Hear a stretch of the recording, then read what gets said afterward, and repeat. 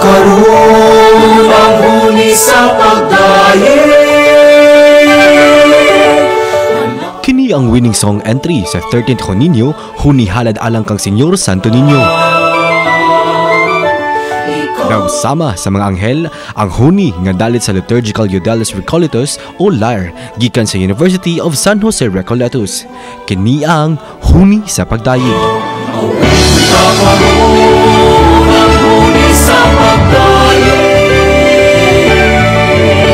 Nagsaulog ang LAR sa ilang ika-40 katuig isip choir sa USJR nga natumong sa ilang kadaugan.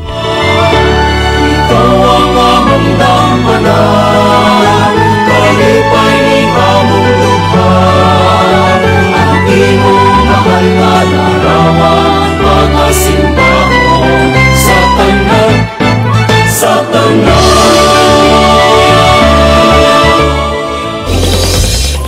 Og makauban na nato sila sa programa karong buntaga makapuso to start off our Burr months nga episode dito sa GMA Regional TV Live, LAR or Liturgical Yodelers Recoletos. Makauban nato karong buntaga makapuso ilang trainer si Sir Jundel Bacalso og ang mga miyembro sa LAR. Kauban nato na sa tubangan Christian Charles Acar og si Carl Ayan Dres. Mo ni sa nag-compose sa katong winning entry sa Juninyo karong bag-o. Let's talk about this huni sa pagdayeg. Daghang salamat for joining us. Thank you for sharing your talent sa atong makapuso nga nagtan-aw karong higayuna. To start off, Sir Jundel, kaning inyong participation sa Juninyo, unsa man ni kanang kang kinsa maning entry, kinsay nag-compose ani, unsa may background ani? Ako sir, ako silang gi-encourage nga mag-compose kay since naman gi-advertise mo to sa Basilica. So sila ang ni himo sa kanta. So kanang timing pod kay sila as member ba. So na-train pod sila mo compose ko niyan. Ako silang gitabangan nga mo arrange og sa musicality og sa voices. So ilagi So sila ang kinsa man gyud nag-compose ato si Charles Carl o si Charles og si Carl gud nag-kuan sila nag-collaborate. Unsa may istorya adto huni sa pagdayeg, asa man mo nakakuha og inspiration adto? Ang pinaka-inspiration jud nako ato kay katong hagit sa pandemic. Alright. Oo nya tunga pa jud sa pandemic na pa jud bagyo. Oo nya grabe jud kay ang kalisod ka balaka sa mga tawo o mga kaligot-got sa mga tawo. Nya adto ko na kayo na nga mo pray sa Ginoo. So adto ko na kay mo nga mo himo ko og kanta para sa Ginoo kay kung mo kanta ka para sa Ginoo mo pray ka twice, di ba? When you sing praise of the Lord, you pray twice. Like saying prayer twice. How long did it take for you to compose the lyrics ato, Charles? Or si Carl?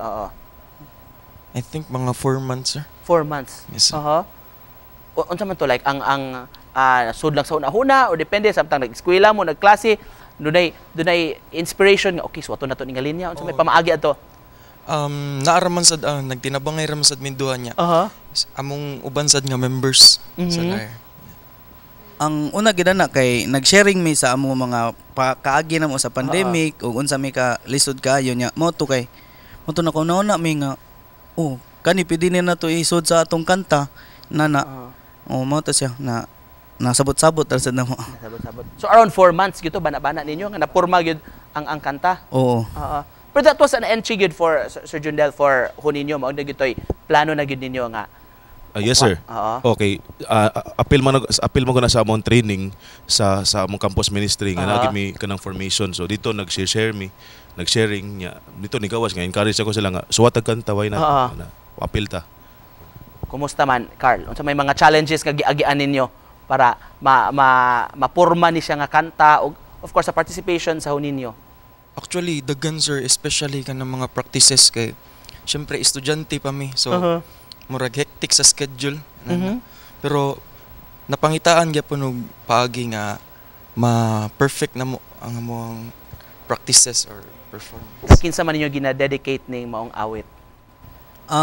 Ang kani jud siyang awit ngay para gini sa Ginoo gid. Ni Senyor Santo Niño gid na muna. Ang amo gid aning tumong kay mo halad lang jud mi og awit para ni Santo Niño makadaog man og dili. happy jud mi sa amo nga performance kay ikaw ba nga muhalad kag kanta sa Ginoo malipay sad ba ang Ginoo sa atong mga pambuhat. And speaking of competition, kumusta, how was it like during the finals night dito sa Basilica? You were up against, of course, mga nindot pod kayo og mga awit, mga kanta sa atong uban o yung mga banggiitan sa mga composers. Kumusta man to, sir? Kuwando sir, ako challenging gito siya kay tinod kita magsulti sir nga daghan jud mga maayo gid kayo kay especially lahi man gud karon kay kanang choral man gud ang interpretation. So tanan gyud interest kay choir. So kami kay ang sa UJR kay bag-o lang nabalik kanang gikan pag pandemic niya. Actually ang tanan puro gid first year kasagaran second year. So wala pa jud kayo kanang exposure ko pa jud kayo nya ang mga kontra kay mga gahi na kay ba. So wala na siya kanang amo lang gikuan nga safe lang ta nya among performance kay matarong lang gid namo then the rest will kuan lang ang si Saturnino na bahala to. Ana lang. Let's talk about 40 years nga katukuran sa grupo. Yes sir. Taud-taud na gyud ay niya. How has it grown through the years, sir? Tinod sir nga dugay na gid siya nya man kanang daghang mga challenges, daghan pod mga successful pod nga mga memories nindot kayo nya kanang lingaw among celebration nya daghan mga nitabang pod namo mga alumni, mga staff sa campus ministry, mga kaparian sa Recoletos. Wow. So successful na jud kayo. Congratulations. Briefly lang yun, Pib, pwede mga yung sample ninyo sa grupo. Nakakanta na mo ganina. Laing round lang sa pa yung madalit sa atong mga kapuso viewers ng Buntaga.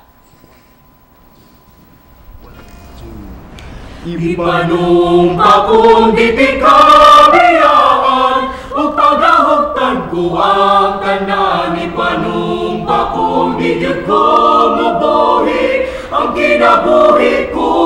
Kanimo lang, kanimo lang, kanimo lang, kanimo lang, kanimo lang. Thank you very much, Lyre, mga kapuso. Makauban pa to sila karong taon-taon. Bumalik pa ang GMA Regional TV Live.